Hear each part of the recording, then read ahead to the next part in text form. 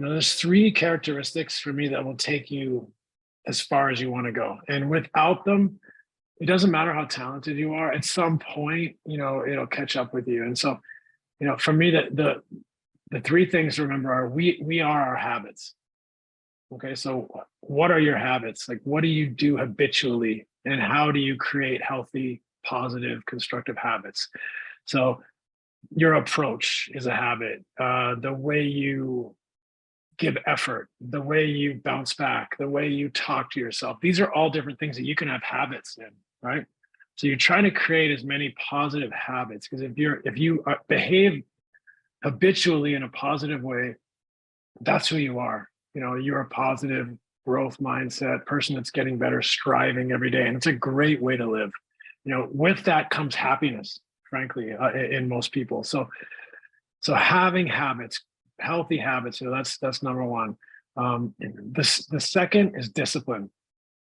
Okay, having the discipline to prioritize what's going to make you better. Okay, so there's a whole bunch of things that you can control and that you can put discipline into and sacrifice towards to make you better every day. So whether that's your sleep, your diet, your organization, the way you talk to yourself, the way you talk to others, treat others, having the discipline to sacrifice to make all those things a positive step forward every day. So habits, discipline, and then mental toughness. Being able to be resilient, to bounce back, to overcome adversity, to stay calm when you're facing tough times, or someone tells you something you don't like, or a class or a test or a teacher or an opponent or a practice isn't going your way. Like, staying calm, being able to measure it, that the mental toughness is a muscle. Okay. Like, we train our skills in sports, we train our skills in the classroom, we train our bodies to have more endurance, more strength, but we don't ever talk about mental toughness in those terms, but you have to train that. And so one way to think about it is that every time you're doing something, it's an opportunity to test and grow your resolve, your resilience, your toughness, your mental toughness. There's nothing more powerful than mental toughness. Physical toughness doesn't even come close. All right. Somebody who's physically tough that can win a physical battle, but can't win a mental battle. It only takes you so far. Where someone who's not physically tough, but is mentally tough, they can just keep going because they have the mental resilience to keep going. So let me go over them again. Habits, discipline, and mental toughness, right? So for the athletes out there, I never once said size, speed, strength, skill. Never once said any of those things, okay? So these are all three things that all of you can control. Three ingredients you can all control that will afford you so much success, happiness, and purpose in life, and are key to any success that anyone that goes out there and does well in anything in life. Those three ingredients will take you as far as you could ever want to go. You guys maybe have heard this, and you'll probably hear about it a lot going forward if you stay in sports, and that's or whatever you do, and that's process over outcome. Okay, so I don't know if you guys have heard that, but focus on the process. Okay, and I think like Spani was saying a minute ago, like, I need to do this to be great at something.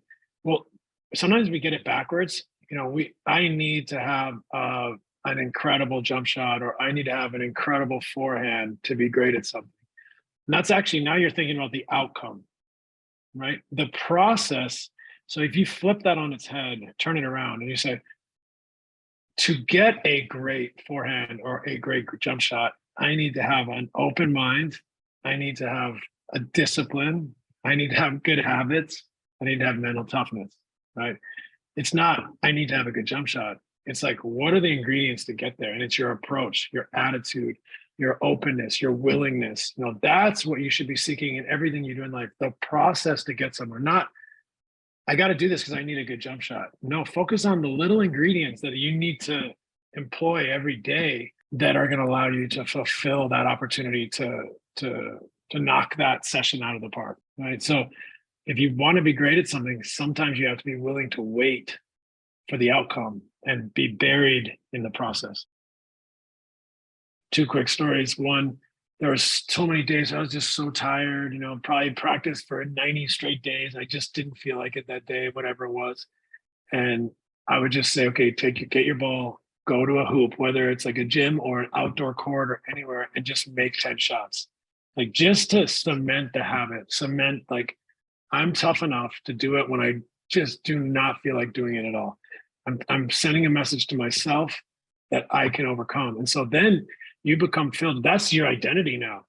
Oh, I'm someone that you can't stop me from going to do this, even if I don't feel like it. And you're going to say it's too far to find it. I can't find a hoop. I'll go to a park. I can't find, a park. I'll borrow someone's driveway, whatever it is. And I'm going to make 10 shots.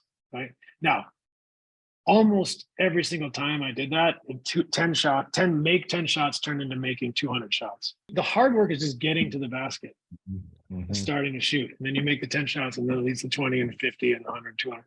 Okay. And then the other story is when I was in college, I played at Santa Clara, it's a mid-major D1 school. We had a lot of success at our small school.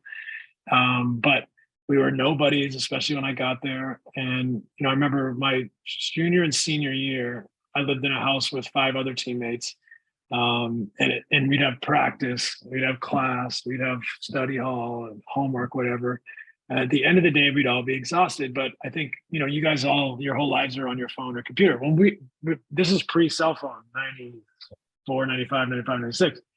So everything was on your information came from the TV. So we literally sat down and watched SportsCenter every night. Whenever SportsCenter came on, and all 6 of us would go and sink into the couch, ready to watch SportsCenter.